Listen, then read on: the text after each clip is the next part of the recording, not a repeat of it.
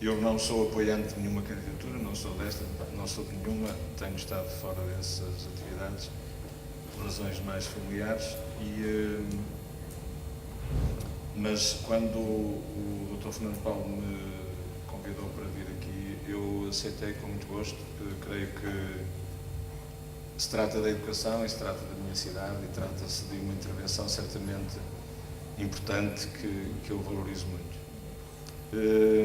Eu tenho, como já disse, eu tenho estado mais ligado à intervenção em educação quer dizer, no país em geral, não necessariamente aqui no Porto, mas nos últimos anos, nos últimos 8 anos, tenho estado mais dedicado à cidade e a intervir mais particularmente na cidade. O Porto tem uma situação educativa muito, quer dizer, não sei bem como é que é dizer, é muito desafiante, para dizer assim de uma maneira muito leve, é muito desafiante porque se trata de uma cidade muito contrastada, com desigualdades profundas e essas desigualdades, se há campo onde elas se manifestam logo, é no campo da educação. E o Porto, desde há 10 anos, tem sido visto mesmo no plano nacional como uma cidade onde há demasiados adolescentes e jovens que abandonam a escola e que, basta dizer que o Porto tinha, no ano passado, tinha 6% da população estudantil em processos nas CPCJ, portanto, há 6% da população estudantil que é acompanhada em processos nas Comissões de Proteção de Crianças e Jovens, portanto, isto diz logo um bocado, digamos, da complexidade que está aqui em jogo. E depois estes 6% são muitos adolescentes que todos os anos abandonam a escola sem terem completado uma escolaridade, nem sequer o 9º ano, a maioria, mas muitos nem o 6º ano, e muitos, e nenhum deles com o 12º, que era suposto fazer. E, portanto, são muitos adolescentes todos os anos que são, de certo modo, atirados para fora de um contexto que hoje é decisivo para a inclusão social e sem essa escolaridade mínima acabam por, e com tudo que está associado depois às situações em que eles vivem, acabam por ser condenados à marginalidade e à delinquência, pré-delinquência, delinquência. E se são 200 por ano, imagine-se ao fim de 5 anos e ao fim de 10 anos. 10 anos passam rapidamente. Significa que colocamos 2.000 pessoas na cidade, potencialmente pessoas, portanto, que não terão um projeto de vida, digamos, de enquadramento social e, portanto, que potencialmente são pessoas que podem desestabilizar e em certos aspectos, infernizar a sua vida e a dos outros. E a partir de 2010 houve a própria Comissão Nacional das Comissões de Proteção das Crianças e Jovens desafiou a autarquia e a cidade a responderem a essa questão. E desde essa altura que há um grupo que se reúne e que tentou responder, e hoje existe essa resposta que se chama Arco Maior e que é uma tentativa de, portanto, é uma resposta socioeducativa que vai ter com esses adolescentes aos bairros e através de contactos que existem nas próprias comissões de proteção de crianças e jovens, vai ter com eles e faz-lhes uma proposta de um projeto socioeducativo em que lhes é facultada de novo a possibilidade de tirarem um 6º, um 9º ano e até um 12º, e também, no fundo, é de reorientarem a sua vida, fazerem um projeto para a sua vida e reorientarem a sua vida. E o que é certo é que a maioria deles consegue fazer isso e, portanto, essa é que é, ao fim de 6 anos de trabalho, nós temos já a verificação de que na maioria dos casos isso é possível e, portanto, se é possível, porque é que não se faz? Não se faz porque são jovens invisíveis, há muitos investigadores a nível internacional que chamam esses jovens os jovens invisíveis, porque eles não existem, eles não estão na escola, não estão no emprego, não trabalham, vivem escondidos na cidade, nos seus bairros e não existem, não são um problema para ninguém. A não ser quando começam a gerar problemas. Portanto, creio que é essa ligação que eu tenho hoje mais à cidade. Trabalhamos com 100 e tal miúdos, 120, 130, permanentemente, e, portanto, é uma população com a qual é muito interessante trabalhar e com resultados que podem ser, digamos, facilmente alcançados, fruto realmente de muita dedicação e trabalho de muita gente. E é aqui que eu entronco a questão de... A educação, de facto, é uma questão fundamental da cidade. Uma cidade sem investimento profundo e sério na educação, é muito difícil que seja uma cidade coesa, é muito difícil que seja uma cidade estável, segura, é muito difícil que seja uma cidade onde as pessoas se sintam e vivam bem. E, por outro lado, não é sequer uma cidade nem democrática nem justa. E as escolas que o Porto tem muitas escolas. Eu estive a ler a carta educativa que está no site da Câmara, e o Porto tem, de facto, muitas escolas, mas é incrível como o Porto é tão excludente, como as escolas do Porto excluem tanta gente. A escola pública não devia, não está na sua matriz gerar tanta exclusão, mas é o que faz. E, portanto, nós temos escolas de elite, públicas de elite, e temos escolas públicas que rejeitam os alunos, e temos escolas públicas que são o lixo da cidade, 2 ou 3 escolas que recebem o que as outras não querem. E, portanto, essa situação parece-me que não é o Porto não fica bem na fotografia em termos educativos. É a minha análise. Eu sou uma pessoa independente, digamos, é a análise que eu faço, é essa que eu tenho que vos transmitir, e é a que eu transmito quando estou noutros sítios. Também falo da minha cidade, do Porto, e do que é que ela é.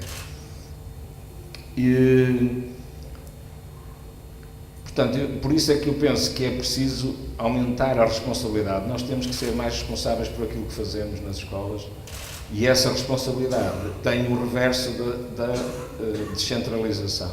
De facto, a escola, para ser... Ela não basta que a escola acolha todos no início da escolaridade. É preciso que ela leve todos até ao fim, cada um. E isso é que é a escola justa, porque a escola é muito injusta, porque a escola tritura muitos miúdos e é avassaladora na forma como faz, e, portanto, ela acolhe todos, mas depois exclui uma parte deles.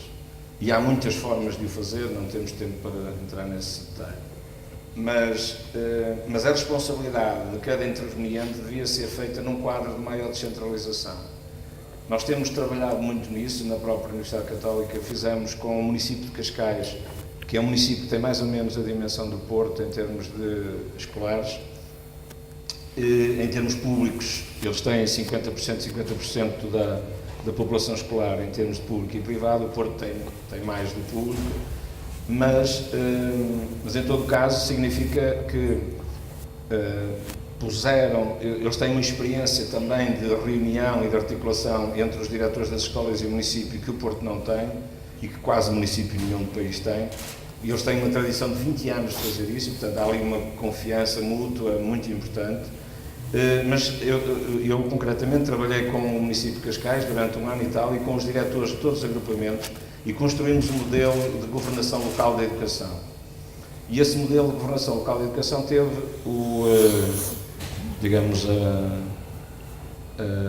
a aprovação quer do município, quer dos agrupamentos.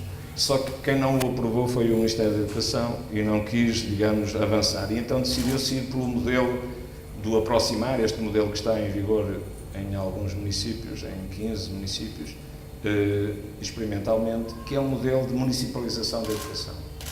Eu defendo a descentralização e não a municipalização. Não faz sentido, como o aproximar faz, entregar à autarquia competências em matéria de gestão pedagógica das escolas, em matéria de intervenção direta naquilo que é a atividade específica dos professores. Não faz sentido. E o aproximar diz isso, portanto, e eu creio que, desse ponto de vista, foi um mau direcionamento do anterior governo, e creio que faz sentido, de facto, descentralizar, aumentar a responsabilidade local, numa lógica que eu, digamos, sintetizaria em 7 pontos. Primeiro, a cooperação tem que assentar numa base de cooperação. Temos que aprender a cooperar. No Porto e entre as escolas coopera-se pouco. O Conselho Municipal de Educação é um órgão demasiado formal e administrativo. Não é um órgão de intervenção direta no campo educativo, em que quem lá está toma decisões e executa-as. Não é. E, portanto, não é por aí, penso, embora se possa valorizar esse órgão, depende muito do que se quer fazer, mas legalmente nem sequer existe um quadro muito favorável ao seu desenvolvimento. Portanto, mas a cooperação é fundamental que cada instituição reconheça cada escola e cada instituição da sociedade do Porto, e o Porto é muito denso do ponto de vista social, tem muitas instituições e muito importantes.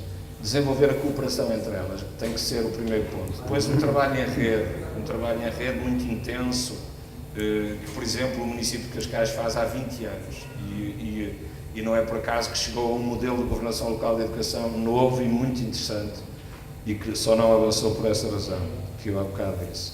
Depois, onde todos participem, onde participem os diretores, onde participem os professores, os pais e os alunos. É preciso que os alunos participem muito mais. Nós queixamos que os alunos depois não participam, não votam, não aparecem, não sei o quê.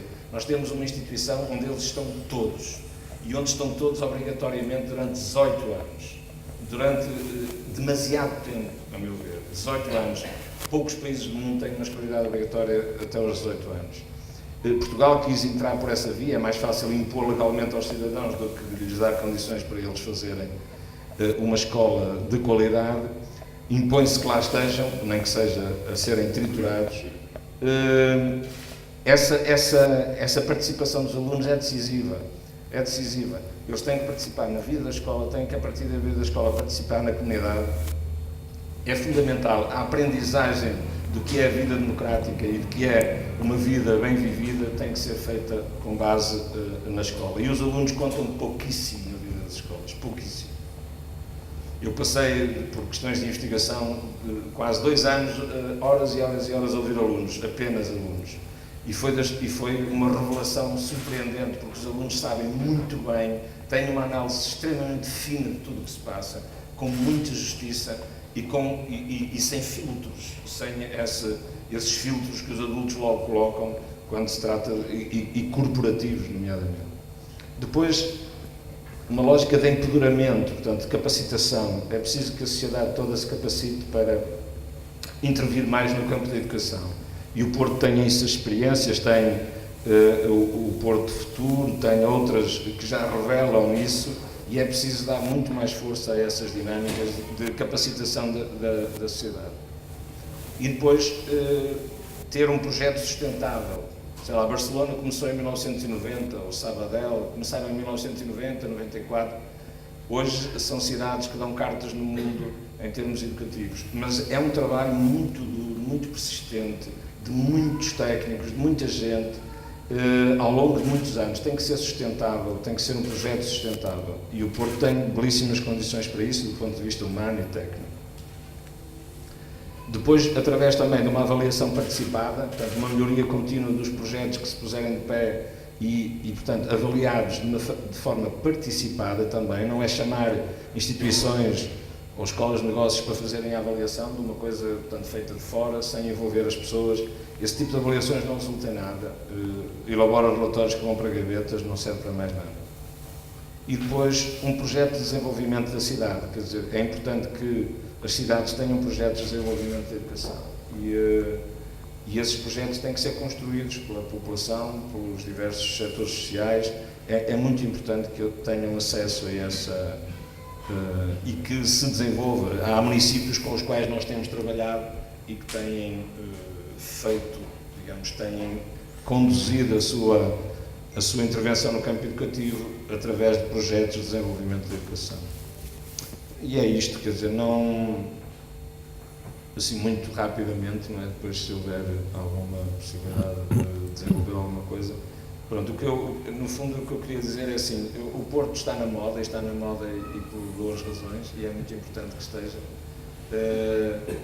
mas nós não podemos, com essa realidade, branquear a exclusão social que o Porto tem. E o Porto tem uma exclusão que eu acho escandalosa e perfeitamente evitável.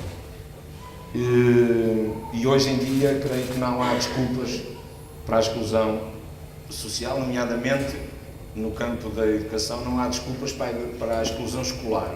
O Porto provoca uma exclusão escolar que é brutal, que é pouco conhecida, como eu dizia no princípio, mas é possível desenvolver estratégias para que isso não aconteça. E é possível, noutros sítios do mundo faz, todos os dias também, e creio que aqui era possível apoiar as escolas e envolver mais a comunidade para se combater essa chaga social que o Porto contém. Eu só queria deixar essa nota da valorização do ensino profissional. Hoje o ensino profissional em Portugal é frequentado por 47% dos jovens que fazem ensino secundário, portanto, essa ideia também de que o ensino profissional é uma coisa completamente de segunda ou que está estigmatizado, é e não é, depende dos sítios do país, depende dos contextos, depende do tipo de escola, como é que a escola age internamente para orientar os alunos para um lado ou para o outro, depende muito, há situações muito diversas e, portanto, mas o que é certo hoje é que quase 1 em cada 2 alunos, jovens portugueses, estuda num curso profissional e, portanto, nós quando lançamos o ensino profissional em 89, estimávamos, porque fizemos muito estudo junto dos alunos do 9º ano sobre o que é que eles queriam fazer, estimávamos que houvesse 30% de jovens que quisessem fazer ensino profissional.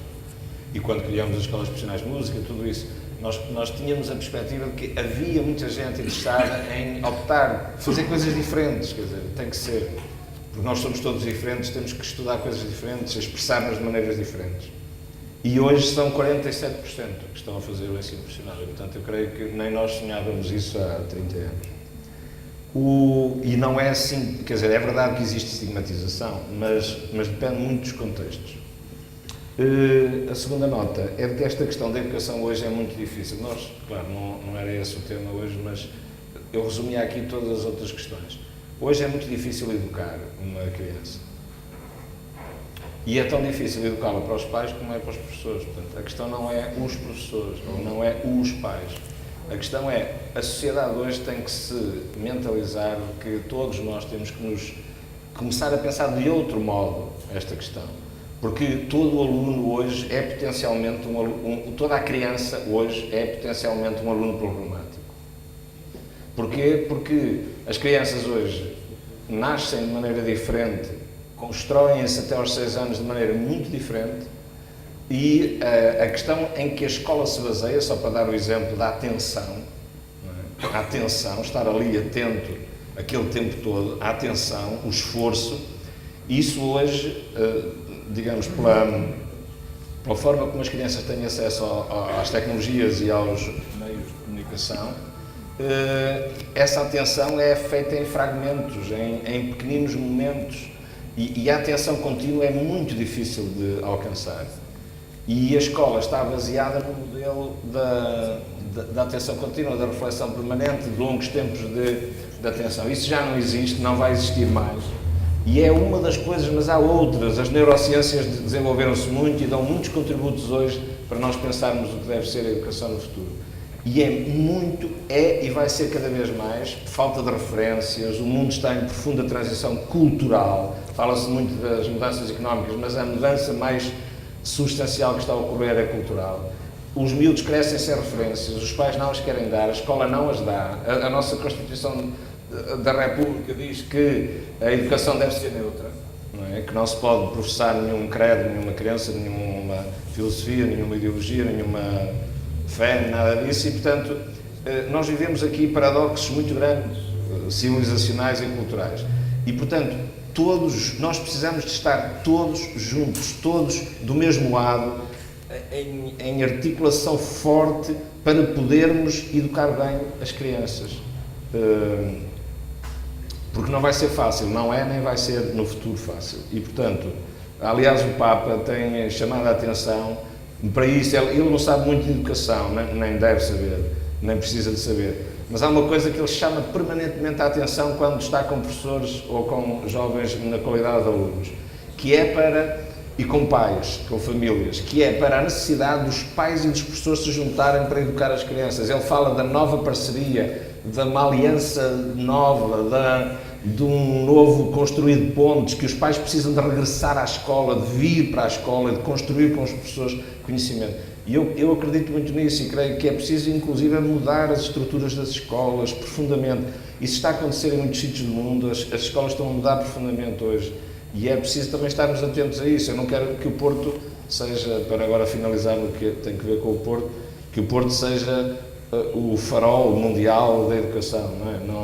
Não é isso, não tem condições sequer para o ser. Mas, como Barcelona, por exemplo, quer ser. Mas que pode, digamos, que podemos, com humildade, construir caminhos em conjunto e estabelecermos estas parcerias, não é? Não adianta nada acusar as pessoas, não adianta acusar os pais, não adianta acusar os alunos, não adianta acusar a Câmara ou a sociedade ou as instituições. É preciso juntar, porque todos vamos ser poucos para educar bem as crianças que estão a nascer agora. Bem, muito obrigado, Sr. Professor. Obrigado ao Professor Jorge Prendas.